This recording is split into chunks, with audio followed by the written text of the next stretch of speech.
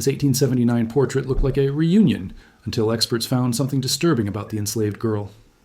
Dr. Amanda Chen stared at the oil painting on her computer screen at the Smithsonian's Conservation Lab in Washington, D.C. It was May 2024, and she'd been analyzing 19th century American portraits for months as part of a project documenting post-Civil War art. This painting troubled her. The work, dated 1879, showed two young women, approximately 18 or 19 years old, sitting close together in a garden setting. One woman was white, dressed in an elaborate blue silk dress, her blonde hair styled fashionably. The other was black, wearing a simpler brown dress, her dark hair pulled back neatly. What struck Amanda was their positioning. They sat side by side on a stone bench, shoulders nearly touching, both smiling genuinely. It was unusual. Post-war paintings rarely showed black and white subjects with this level of intimacy and equality. The painting had been donated by the Whitfield family of Charleston, South Carolina.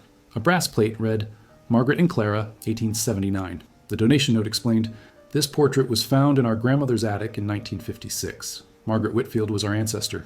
The identity of Clara is unknown. The painting had been hidden away for decades." Hidden away. That phrase nagged at Amanda. She began standard conservation analysis, using X-radiography to examine the painting's layers. When the X-ray image appeared, Amanda's breath caught. There, invisible beneath layers of paint, were shapes around the black woman's wrists and ankles. Heavy, unmistakable shapes deliberately painted over. Shackles. Iron shackles. Amanda sat back, heart pounding. This wasn't just a portrait of two young women. Beneath the surface were symbols of bondage and enslavement, deliberately hidden by paint. Why would an artist paint shackles and then cover them? What was the relationship between these women? And why had this portrait been hidden for decades? Amanda called Dr. Evelyn Washington, a historian specializing in slavery-era artifacts. "I found something extraordinary. A painting from 1879 showing two friends, but X-rays reveal shackles hidden beneath the paint. I need to know who these women were." Evelyn was silent briefly. "Send me everything. If there's a story here, we'll find it." Amanda began compiling files, knowing she was about to uncover truths someone had worked hard to conceal. Evelyn arrived 2 days later carrying folders about the Whitfield family. They met in Amanda's lab, where the painting hung, looking deceptively peaceful. "Tell me what you found," Evelyn said. Amanda displayed the X-ray images. "Look, around Clara's wrists and ankles. The artist painted heavy iron shackles, then deliberately covered them with layers of paint. It took significant effort to hide them this thoroughly." Evelyn leaned closer, expression darkening. "So, originally, Clara was shown in chains beside Margaret. Then someone painted over the shackles to make them look like equals." "Exactly, but why?" Evelyn opened her folder. The Whitfields were wealthy Charleston plantation owners before the Civil War. They owned over 200 enslaved people. Margaret Whitfield was born in 1860, making her 19 in 1879. And Clara? The name doesn't appear in official Whitfield records, but I found something in their plantation records from 1860. Girl child, named Clara, born March 1860 to enslaved woman Ruth, assigned to house duties. Amanda's chest tightened. So Clara was born the same year as Margaret, on the same plantation. Yes, enslaved children were often assigned as companions to white children. They'd play together when young, though the relationship became unequal as they grew older. Evelyn continued. By 1879, Clara would have been legally free. But Reconstruction was failing, Jim Crow laws emerging. Many black women had little choice but to continue working for families that once enslaved them. Amanda studied the painting again. Two women who grew up together. One as master's daughter, one as enslaved property. By 1879, slavery is over, but the shackles remain, hidden beneath paint. "We need to find out what happened in 1879 specifically," Evelyn said. "Why was this portrait commissioned?" Over the next week, they researched. Margaret had married in 1881 and died in 1943, but Clara's story was harder to trace. Sporadic city directory mentions as domestic worker. No marriage record. No clear trail after 1885. Then Amanda found a letter tucked in the frame's back, dated June 1879. "Dearest Clara, I know this is forbidden. My parents would be furious, but I cannot bear that we'll soon be separated forever. You are my oldest friend. Though the world insists we are unequal, my heart knows otherwise. Let this painting preserve our friendship with deepest affection." They sat in silence. "They commissioned this secretly," Amanda said, "to preserve their friendship. But the shackles," Evelyn whispered. "Why paint Clara in shackles?" That was the question they needed to answer. Amanda examined every inch of canvas, finding tiny letters in painted tree bark. T.W. 1879. Evelyn searched Charleston records, finding Thomas Wright, portrait painter, studio on King Street, operating 1872-1884. More importantly, the 1870 census listed Wright as mulatto, a free person of color serving both black and white clients. "This changes everything," Evelyn said. As a black man, Wright understood the complexities. He understood what it meant for Margaret and Clara to sit together like this. Amanda studied the X-rays again. So Wright painted Clara in shackles deliberately. He was making a statement. Exactly. He was painting truth beneath appearance. On the surface, two friends. Underneath, the reality that Clara was still bound, not by literal chains, but by social, economic, and legal constraints. They found Wright's 1876 advertisement. T. Wright, portrait artist. All clients? Welcome. The phrase signaled he'd paint black subjects with dignity equal to white subjects. Then Evelyn found an August 1879 newspaper article. Local artist Thomas Wright has departed Charleston for Philadelphia, seeking greater opportunities in the North. Conditions have become untenable for Negro artists here. He left right after painting this portrait, Amanda said. Not a coincidence. Evelyn nodded. Wright painted something dangerous. Margaret and Clara wanted a friendship memorial, but Wright made it more a critique, a truth powerful people wouldn't want revealed. And then he had to leave, Amanda finished. They needed to understand why this painting had been hidden for decades, who had hidden it and why. The answer would be more heartbreaking than either imagined. The portrait wasn't just a friendship memorial, it was evidence of a tragedy the Whitfield family had worked hard to erase from history. Now, 145 years later, that tragedy was finally going to be revealed. Evelyn knew that understanding this painting required finding Clara's own words, letters, diary entries, anything documenting her perspective. She contacted the Avery Research Center in Charleston, which specialized in African American history. Their archivist, Marcus, was intrigued by the story and began searching their collections. 3 weeks later, Marcus called with news. We found something extraordinary. A collection of letters written by formerly enslaved women, donated in the 1930s by a black church. Among them are several letters written by someone named Clara, dated between 1877 and 1880. Evelyn flew to Charleston immediately. The letters were fragile, written in careful handwriting on cheap paper, the only kind Clara could afford. One letter, dated May 1879, was addressed to Margaret. Dear Margaret, I received your message about the portrait. I don't know if this is wise. Your parents would be furious if they discovered we still meet in secret. But I confess my heart leaps at the thought of sitting beside you once more as we did as children, before the world taught us we were meant to be separate. I will come. I will sit beside you one final time. Perhaps the painting will prove that what we felt was real, even if no one else understands. Your friend always, Clara. Evelyn's hands trembled reading it. This confirmed that Margaret and Clara had arranged the portrait secretly against Margaret's parents' wishes. Another letter, dated July 1879, after the portrait was painted, revealed something darker. Dear Margaret, I cannot see you anymore. Your father discovered our portrait. He came to where I work, threatened me, said terrible things. He says if I ever approach you again, he will ensure I am arrested, that I will be sent to prison or worse. I know you tried to protect me, but we were foolish to think we could preserve our friendship. The world will not allow it. Please do not try to find me. It will only bring more trouble. I must disappear for both our sakes. Remember me kindly. Clara? Evelyn felt sick. Richard Whitfield had discovered the portrait and threatened Clara to force her away from his daughter. She found one final letter, undated, but written in shakier handwriting. To whoever finds this, my name is Clara. I was born enslaved on the Whitfield plantation in 1860. Margaret Whitfield was my friend from childhood. We grew up together, played together, shared secrets. When slavery ended, I hoped things would be different. But freedom is not freedom when you're still bound by poverty, by laws that deny you rights, by people who see you as property even without chains.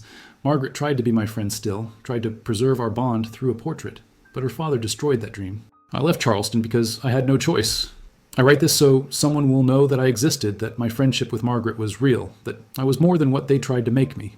Clara, these letters changed everything. This wasn't just about a hidden portrait. It was about two young women whose childhood friendship had been destroyed by racism, and a father who couldn't accept his daughter caring for a formerly enslaved woman. Evelyn shared the letters with Amanda, who sat in silence after reading them. The shackles in the painting, Amanda said quietly. Wright painted them because Clara was still shackled.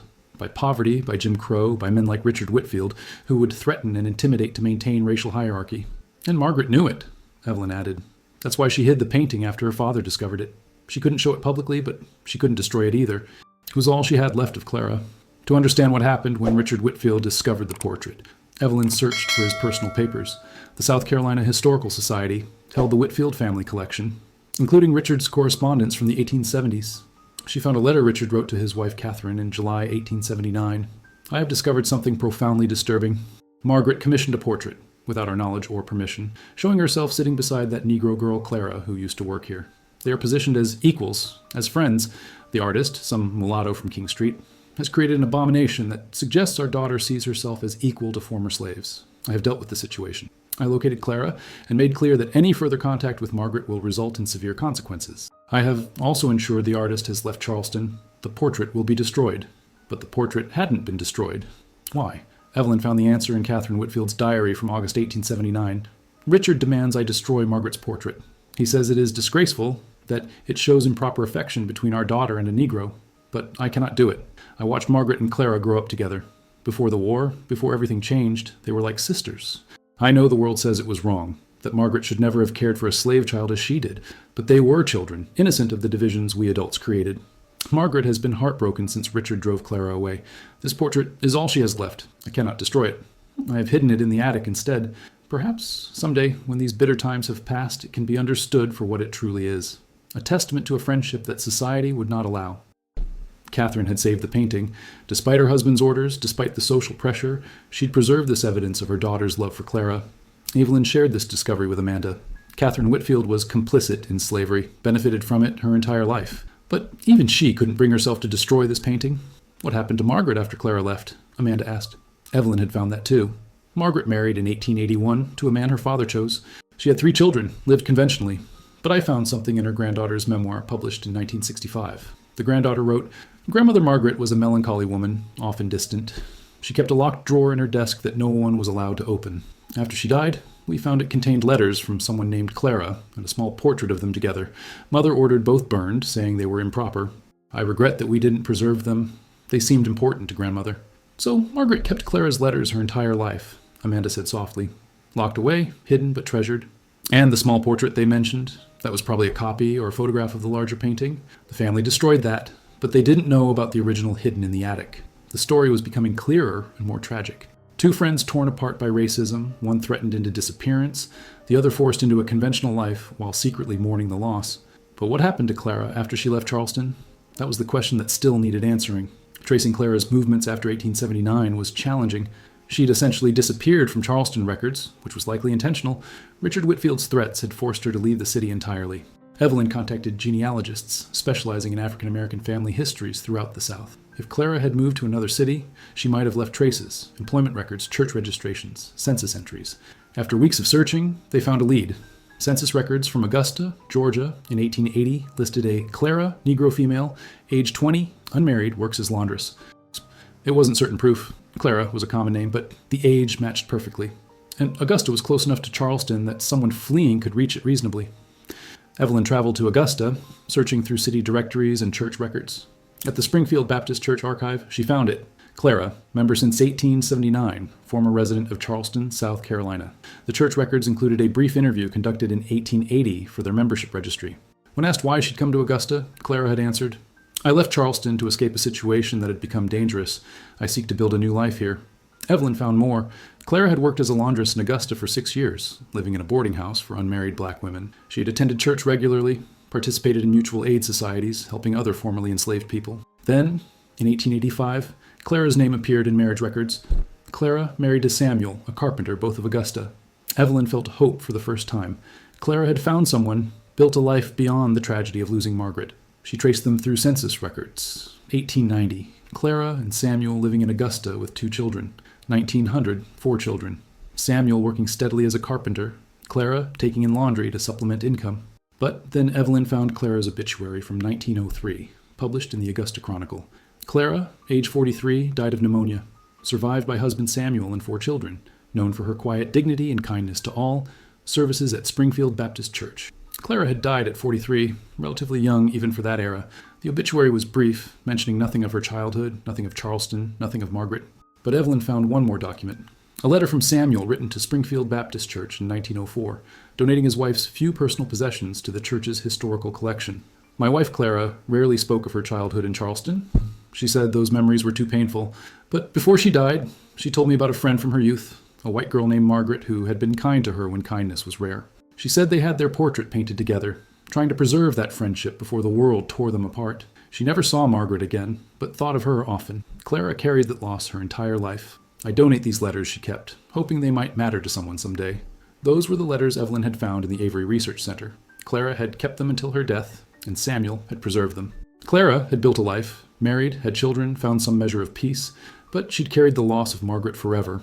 A childhood friendship destroyed by racism, a bond that society refused to allow.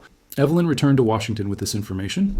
Now they had both sides of the story. Margaret, forced into a conventional life while secretly keeping Clara's letters locked away. Clara, building a new life in Augusta, but never forgetting the friend she'd lost.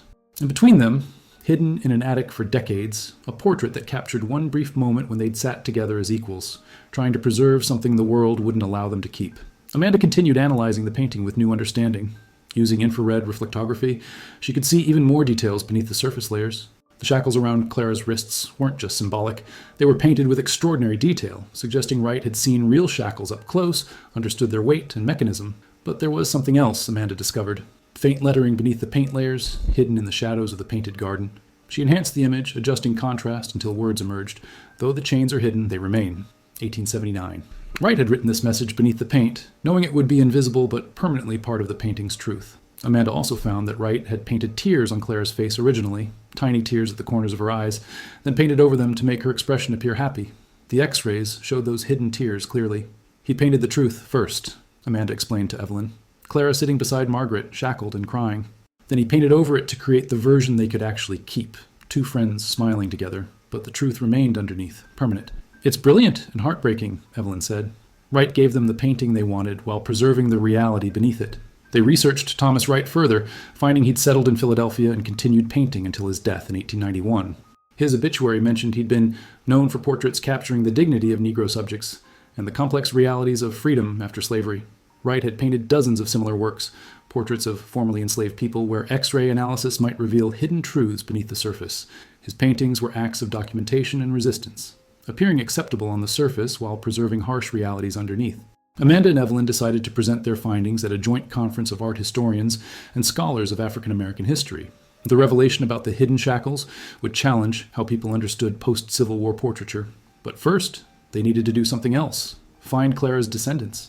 If Clara had 4 children in Augusta, those children might have had families of their own. Somewhere, Clara's great-great-grandchildren might be living, completely unaware of this story. Evelyn contacted genealogists in Augusta, providing Clara's married name and her children's names from census records.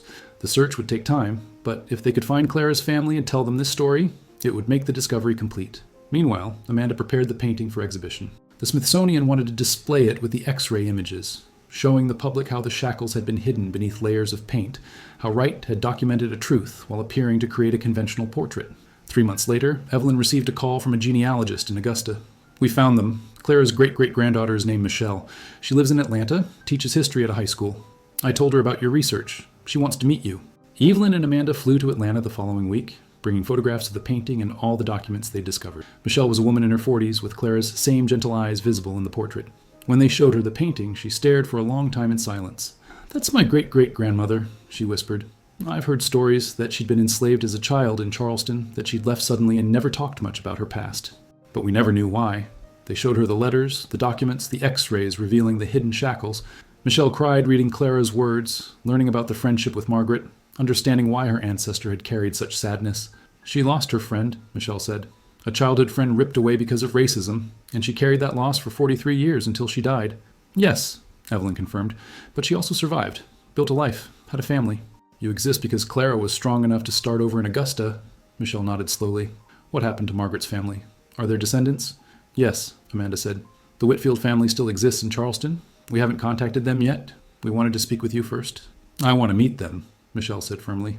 "I want Margaret's descendants to know that Clara never forgot their ancestor, that the friendship was real, that it mattered."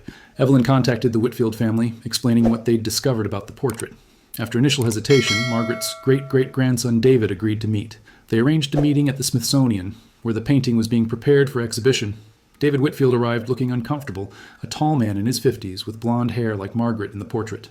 Michelle was already there, standing before the painting, studying the image of her ancestor. David approached slowly, looking at the portrait for the first time. "My family donated this painting years ago. We never knew the full story, just that it had been hidden in our grandmother's attic." "Your family tried to erase this story," Michelle said, her voice controlled but firm. "Your ancestor, Richard Whitfield, threatened my ancestor, forced her to leave Charleston, destroyed her friendship with his daughter." David looked down. "I know. Dr. Washington shared the documents. I'm ashamed of what my ancestor did. But Margaret, my great-great-grandmother, she tried to preserve this. She kept Clara's letters locked away her entire life. She kept letters while living in comfort," Michelle replied. "My ancestor lost everything, her friend, her home, her childhood. She had to start over in a strange city with nothing." The tension was thick. Evelyn intervened gently. Both women were victims of a system that wouldn't allow their friendship. Margaret couldn't defy her father openly without being disowned. Clara had no power to fight back. The real villain was the racism that made their friendship impossible. They stood together silently, looking at the painting where their ancestors sat side by side, smiling, preserved in a moment of equality that the world had refused to allow them in life. Finally, David spoke. I want to help correct this. My family has resources. We could create a scholarship in Clara's name, could support the exhibition, could ensure her story is told alongside Margaret's. Michelle considered this. Clara didn't want charity. She wanted dignity, equality, the right to be friends with someone without facing threats and violence. I understand, David said, but I can't change the past. I can only try to honor these women's memory now. They tried to preserve their friendship through this painting. It can help tell their story. Michelle finally nodded. All right, but Clara's story is told fully, not sanitized, not made comfortable. The truth about the shackles, the threats, the loss, everything. Everything, David agreed. Over the next months, they worked together planning the exhibition. Michelle provided family photos of Clara's descendants, documents from Clara's life in Augusta. David provided Whitfield family records, including Catherine's diary and Margaret's life story. The exhibition would show the painting with x-rays revealing the hidden shackles, display letters from both women, and trace what happened to each of them after their forced separation. It would also show contemporary photographs, Michelle standing before her students, teaching African American history, David at his architecture firm in Charleston, designing affordable housing, both of them living full lives made possible by ancestors who'd survived impossible circumstances. The title of the exhibition was chosen carefully, Hidden Chains, a friendship that survived on canvas, though it could not survive in life. Before the opening, Michelle and David stood together before the painting one final time. They look happy here, Michelle said quietly. In this one moment, captured by an artist who understood their truth, they got to be just two friends sitting together. Wright gave them that gift, David agreed, even while painting the reality of the shackles underneath. I hope they knew, Michelle said. I hope Margaret and Clara somehow knew that 145 years later, their descendants would stand here together telling their story, honoring what they tried to preserve. They stood in silence, two people connected by a friendship their ancestors had shared briefly before the world tore it apart, now working together to ensure that friendship was finally remembered and honored. The exhibition opened at the Smithsonian in March 2025. The gallery was packed. Historians, art conservators, descendants of enslaved people, journalists, and visitors who'd heard about the hidden shackles revealed beneath the portrait's surface. The painting hung in the center of the main wall, spotlighted. On either side were large displays. On the left, the X-ray images showing the shackles around Clara's wrists and ankles, the hidden tears on her face, Wright's secret message beneath the paint. On the right, the final version visitors saw two women sitting peacefully together, smiling. The exhibition text explained, in 1879, two young women who'd grown up together on a South Carolina plantation, one as the master's daughter, one as enslaved property, secretly commissioned this portrait to preserve their childhood friendship. Margaret Whitfield and Clara were both 19 years old, 14 years after slavery's end. They hoped this painting would prove their bond was real, even as society insisted they remain separate and unequal. The artist, Thomas Wright, a free man of color, painted a profound truth. He first depicted Clara in shackles, tears on her face, showing the reality that freedom hadn't ended her bondage to poverty, racism, and social constraints. Then he painted over these elements, creating the peaceful scene the women could actually keep. But beneath the paint, the truth remained, permanent, undeniable, waiting 145 years to be revealed. Visitors moved through the exhibition quietly, reading letters from both women, learning about Richard Whitfield's threats, discovering how the painting had been hidden for decades. One section displayed Clara's life after Charleston, her marriage, her children, Samuel's letter preserving her memory. Another section showed Margaret's life, the conventional marriage, the locked drawer containing Clara's letters, the granddaughter's account of burning those letters after Margaret's death. The exhibition also featured Thomas Wright's story, his other portraits, his flight to Philadelphia, his death in 1891. Several other Wright paintings were displayed alongside, and infrared analysis suggested they too might contain hidden truths beneath their surfaces. But the most powerful moment came in the final room, where large photographs showed Michelle and David standing together before the portrait, their own stories displayed alongside their ancestors. Michelle had written a statement. My great-great-grandmother, Clara, survived slavery, survived being torn from her childhood friend, survived threats and poverty and racism. She built a life in Augusta, raised 4 children, and passed down to her descendants a legacy of resilience. I teach history because Clara believed in education, because she understood that telling the truth about the past helps us build a better future. This painting almost remained hidden forever, just like so many black women's stories are hidden, erased, forgotten. But Clara's story survived. It survived in letters, in a painting beneath a painting, in the memories passed down through generations. And now her story will be known. David had written, my great-great-grandmother Margaret tried to preserve a friendship the world wouldn't allow. She failed. Racism and her father's cruelty destroyed what she and Clara had built. But she never stopped caring. She kept Clara's letters locked away for 60 years, unable to share them but unable to destroy them. Margaret was complicit in a system of oppression by her position and privilege, even as she personally cared for someone that system oppressed. Her story is complicated, uncomfortable, but it's important to tell, to show how racism harmed everyone, even those who benefited from it in material ways. I can't undo what my ancestor Richard did, but I can honor what Margaret tried to preserve and what Clara survived. The exhibition became one of the Smithsonian's most visited. News coverage was extensive. Scholars began analyzing other Thomas Wright paintings, discovering more hidden truths. The story of Margaret and Clara sparked conversations about childhood friendships across racial lines, about how slavery's end didn't end racism's harm, about the complicated relationships between white and black women in the post-war South. 6 months after the exhibition opened, Michelle received a package at her Atlanta home. Inside was a letter from an elderly woman in Charleston named Patricia. Dear Michelle, I'm 92 years old, and I was Clara's youngest daughter. Yes, your great-grandmother. I'm still alive. I saw the exhibition news and wanted you to know that I remember my mother. She died when I was 3, but I have one memory. She showed me a small drawing she'd kept hidden, a sketch of herself and another young woman sitting together. She told me, this was my friend Margaret. The world said we couldn't be friends, but we were. Remember that. The world is often wrong about who deserves love. I've kept that drawing for 89 years. I'm sending it to you now. It should be with the portrait. Michelle opened the package with shaking hands. Inside, wrapped carefully, was a small pencil sketch on aged paper. It showed 2 young girls, perhaps 7 or 8 years old, holding hands and smiling. At the bottom, in a child's handwriting, Margaret and Clara, 1867. They'd drawn this themselves as children, 12 years before the formal portrait, when their friendship was still innocent and the full weight of racial hierarchy hadn't yet crushed them. Michelle immediately contacted Amanda and Evelyn. The sketch was added to the exhibition, displayed in a case with Patricia's letter, showing that even 3-year-old Patricia had absorbed her mother's message about friendship across racial lines. Michelle visited Patricia in Charleston. The elderly woman cried, seeing photographs of her mother's descendants. 4 generations Patricia had never met, all thriving, all educated, all carrying forward Clara's legacy. Mama would be so proud, Patricia whispered. She always said education was everything, that we had to learn and grow and never let anyone make us feel small. She learned that from her childhood, Michelle explained. Margaret taught her to read when they were children, before it was discovered and punished. That's why your mother valued education so deeply, Patricia nodded. Mama never forgot Margaret. Even at the end, she spoke about her friend from childhood. She said some friendships are so true that not even the world's cruelty can completely destroy them. The exhibition was extended another year due to popular demand. Schools brought students to see it, using Margaret and Clara's story to teach about slavery's legacy, racism's persistence, and the human capacity for connection across artificial divides. Michelle and David became friends themselves, a friendship forged through their shared work honoring their ancestors. They spoke together at conferences, wrote articles together, advocated together for teaching difficult histories honestly. 5 years after the exhibition opened, Michelle published a book, Hidden Chains, My Great-Great-Grandmother's Story and the Friendship That Survived in Paint. The book combined Clara's letters, the painting's history, and Michelle's own reflections on what it meant to discover this story. In the book's final chapter, Michelle wrote, I teach my students that history isn't just dates and events. It's people, relationships, love and loss and survival. Margaret and Clara loved each other as children before the world taught them they shouldn't. They tried to preserve that love through a portrait, but racism was stronger. Clara lost her friend, her home, everything familiar.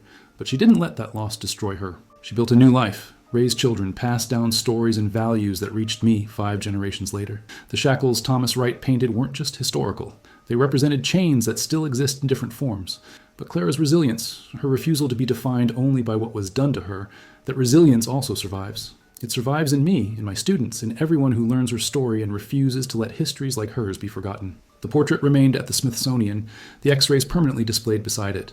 Visitors from around the world came to see it, to see the friendship captured on the surface, the shackles hidden beneath, the truth Thomas Wright had preserved across 145 years. And, in Atlanta, Michelle kept Patricia's childhood sketch in her office at school, showing it to students, telling them about 2 little girls who'd held hands and drawn pictures together, not yet knowing that the world would try to tear them apart. But look, she'd tell her students, pointing at the sketch, then at photographs of the formal portrait. They fought to stay connected. Margaret commissioned that painting. Clara kept the letters. Thomas Wright painted the truth underneath. And now, all these years later, we know their story. We know they mattered. We know their friendship was real. The chains were hidden, she'd continue. But so was the resistance. So was the love. So was the truth. And truth has a way of surviving, even when buried beneath layers of paint, even when hidden in attics, even when powerful people try to erase it. Truth survives, and so do we.